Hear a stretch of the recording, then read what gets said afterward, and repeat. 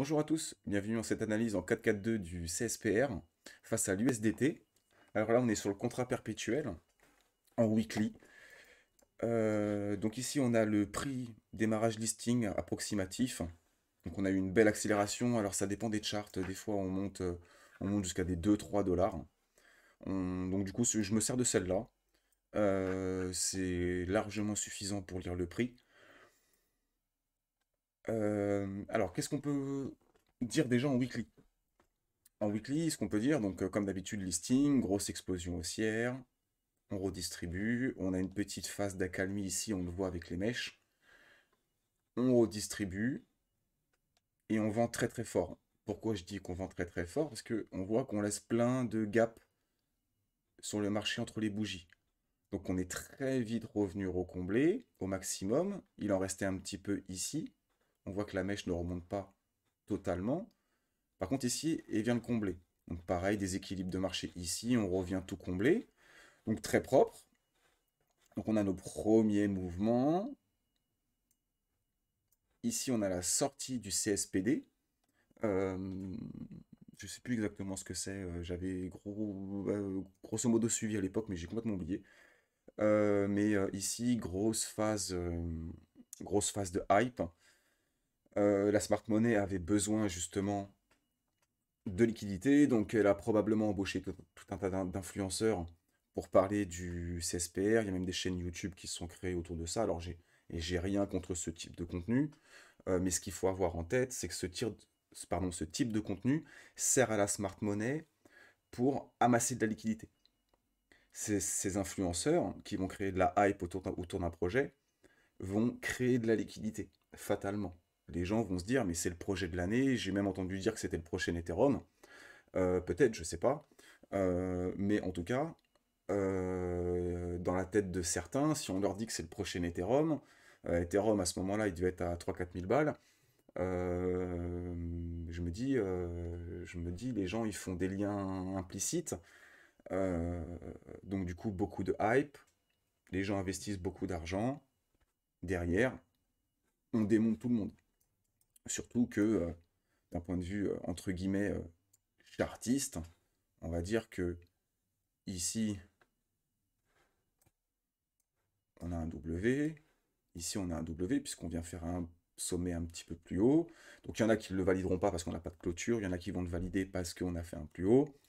Quoi qu'il en soit, on a essayé de rendre les gens bullish sur cette phase-là.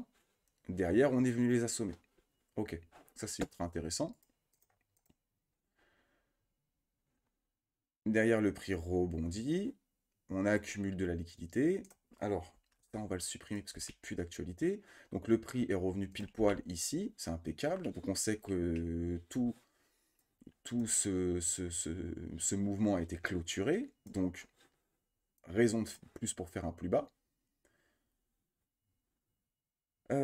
Du coup, on revient ici, on crée de la liquidité, on vient la chasser, ok. On recrée une deuxième zone de liquidité ici, je ne l'ai pas tracée, mais entre cette mèche-là et cette mèche-là, on recrée de la liquidité ici. Donc on revient sur les 50% d'un bloc un petit peu plus en dessous. On repart, on fait notre LPSY, donc on redistribue. Probablement un peu comme on a sur le Bitcoin en ce moment d'ailleurs, il faut faire super attention. Derrière, ici, une mèche. Beaucoup de gens se disent, mais là, ici, c'est le support rêvé, to the moon. On vient sélectionner, on ferme les gaps. Ici, on peut, je ne l'ai pas tracé, mais ici, on a un gap aussi ici, en weekly. Donc ça, c'est très intéressant. Ok, donc, comme on a vu, on a créé de la liquidité ici, de la liquidité ici, donc on a créé nos pièges. Donc pourquoi pas un automatic rally, un secondary retest, saut, prise de liquidité. Donc, revester, complexe pullback.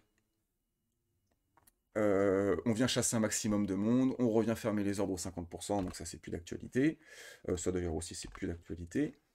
Donc on est bon, on redescend, sniper entry normalement. Donc ici on aurait un STB Spring. Alors, Il y a quelques petites choses qui me dérangent, c'est que les distances qu'on a entre les AR, les sauts, les ST, etc., et la distance qu'on a entre le STB Spring est assez faible. Donc c'est pour ça que parce qu'on pourrait très bien avoir, par exemple, un STB ici, on redescend, un Spring, on vient chercher la liquidité, on teste, on repart. Ce serait tout à fait possible.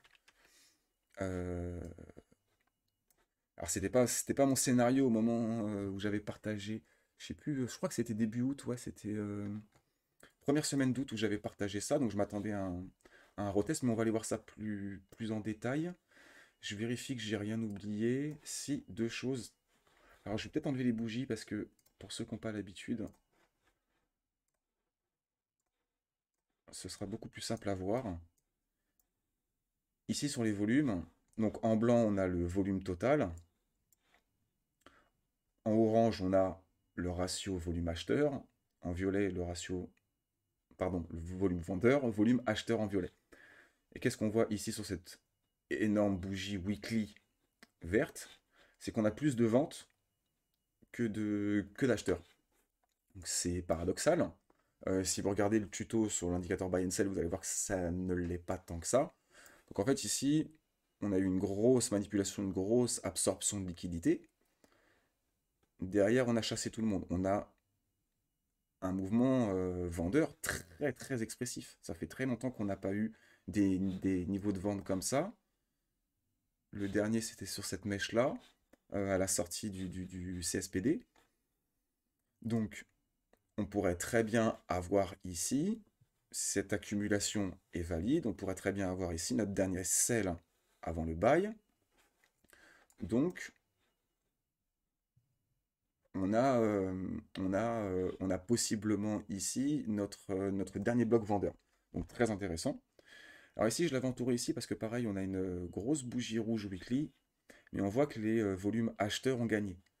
Donc ici, il y a un bloc acheteur ici.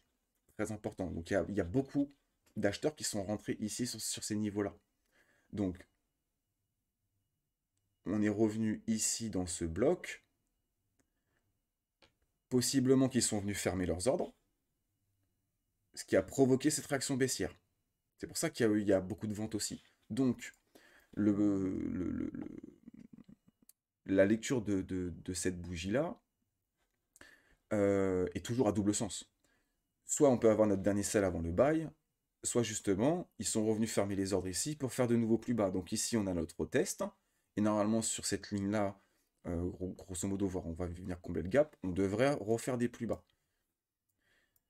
Si, donc ça c'est dans le cadre d'une accumulation, si on devait avoir une redistribution, on aurait exactement comme en haut, d'ailleurs, c'est marrant.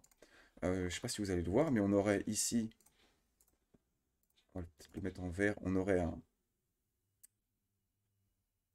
peut-être un automatique rallye. J'ai pas vraiment de second test, alors sinon on pourrait le voir.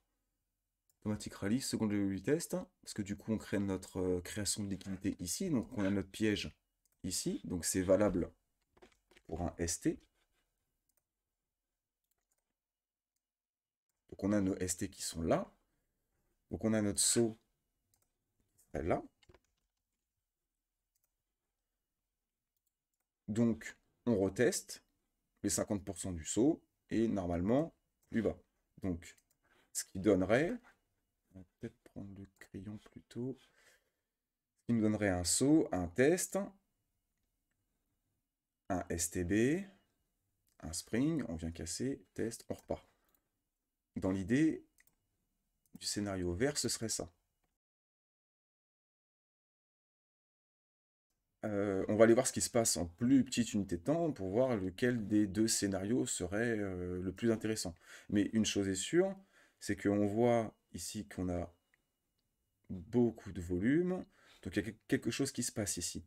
Sauf que en weekly, on n'a pas vraiment de divergence, on n'a aucune divergence, on n'a pas vraiment, on n'a aucune divergence. Celle-là, je pense pas qu'on puisse la compter comme une divergence cachée, parce que c'est une sortie de listing, etc. machin, donc il y en a qui vont s'en servir comme divergence cachée. Ici, on fait des plus bas, alors que sur l'indicateur de momentum, on fait des plus hauts. Pourquoi pas? Personnellement, je ne les traite pas trop comme ça. On va aller voir ce qui se passe en daily. Normalement, en daily, on accumule de la divergence.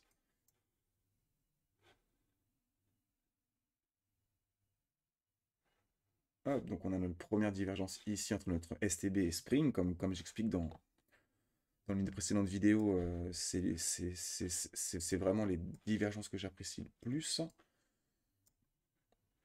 Et derrière, on cherche à avoir de la convergence. Mais d'abord, on veut casser de la structure, comme ici. Pourquoi? Parce que casser de la structure, faire un M, ça rend tout le monde bearish. Et on fait notre M sur nos 50%. Et c'est pour ça que moi, j'attendais ce niveau-là, donc STB et Spring.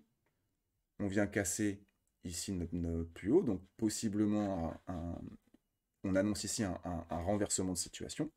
Pourquoi pas? Donc j'étais fil à ce niveau-là.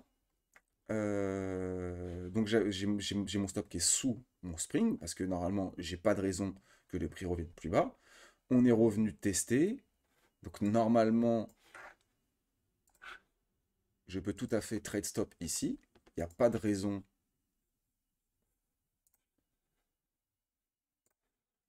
Il n'y a pas de raison que le prix revienne plus bas. Donc du coup, ce qui me fait diminuer largement mon risque. Donc ça, c'est dans le cadre du scénario violet. Et c'est là qu'on va chercher justement du volume. Donc ici, comme on a identifié, on a possiblement notre dernier sell avant le buy. Donc si cette zone ici tient, on refait des plus bas. Si elle cède, on repart plus haut. On va aller voir ce qui se passe parce qu'on a l'air de faire de l'accumulation de liquidité. Donc très très intéressant. Donc ici, alors, ok. Ah, j'avais déjà dessiné une possible redistribution en bleu. Je l'avais oublié celle-là. Alors comment j'avais vu ça? Automatic Rally Secondary Test. UT. Alors en plus petite unité de temps, enfin moi je le vois à l'œil nu, mais on en aurait un Automatic Rally. Un UT, un UTAD, un test. Je vais vous montrer ça. Donc du coup, UT, test. Donc du coup, cette petite redistribution bleu ciel pourrait très bien valider l'accumulation verte. Parce que dans une accumulation, on a forcément une redistribution. Donc une petite redistribution bleu ciel permettrait éventuellement de refaire des plus bas pour réaccumuler sur une unité de temps plus haute. Donc pour l'instant, on va le laisser. On va voir ce que ça donne. Maintenant, qu'est-ce qui se passe dans le trade? Je pense que je vais manager ce trade en public directement dans le Discord. Donc si vous voulez savoir comment je manage ce trade, n'hésitez pas à rejoindre. Euh, donc ici, on voit qu'on fait un déséquilibre de marché. On voit qu'on accumule de la liquidité au sud. Attendez.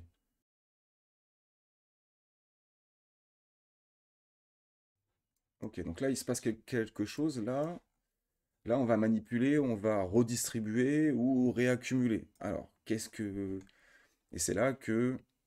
Et c'est pour ça que c'est important d'avoir qu'on commence à travailler un billet sur plus haute unité de temps, parce que c'est ce billet-là qu'on va chercher à valider ou invalider avec du wick-off et de la prise de liquidité, plus nos indicateurs de volume, nos divergences, etc. Donc du coup, en général, quand on accumule de la liquidité comme ça au-dessus d'un déséquilibre de marché, comme là ici au-dessus d'un déséquilibre de marché, c'est qu'on veut y aller. Donc ça, on va le remonter comme ça. Possible qu'on va manipuler très fortement dans un sens et dans l'autre. Mon scénario idéal, ce serait qu'on laisse un peu de liquidité au nord, qu'on vienne chasser un peu la liquidité au sud, qu'on revienne sur ce bloc-là. Oups. Dans l'idée, ça ferait ça. Et on repartirait chercher la liquidité en haut. Parce que J'ai bien l'impression qu'on accumule pas mal de liquidités en fait sur ces niveaux-là.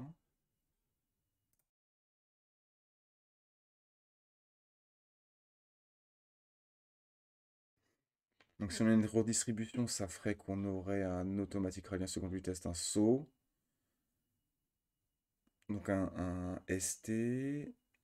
Donc on aurait UT, UTAD. On reviendrait ici. Donc si on a une redistribution, je verrais plus quelque chose comme ça.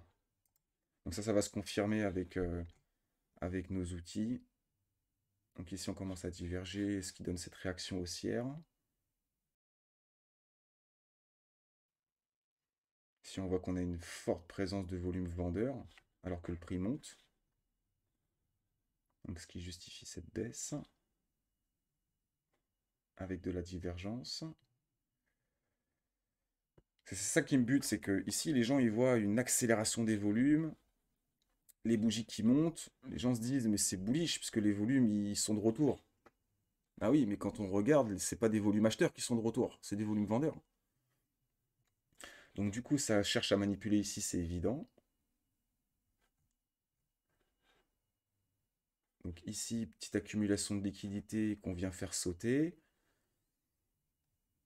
On dirait qu'on cherche plus de liquidité de short. Donc on cherche à les faire racheter. Donc ça pourrait justifier cette distribution. À voir, je ne vais pas faire plus long. Je pense que c'est déjà suffisant. J'espère que ça vous aura éclairé un peu sur Wyckoff et comment je trade Wyckoff. Si vous avez des questions, n'hésitez pas, j'essaierai d'y répondre. Attention à vous sur les marchés. À bientôt. Ciao.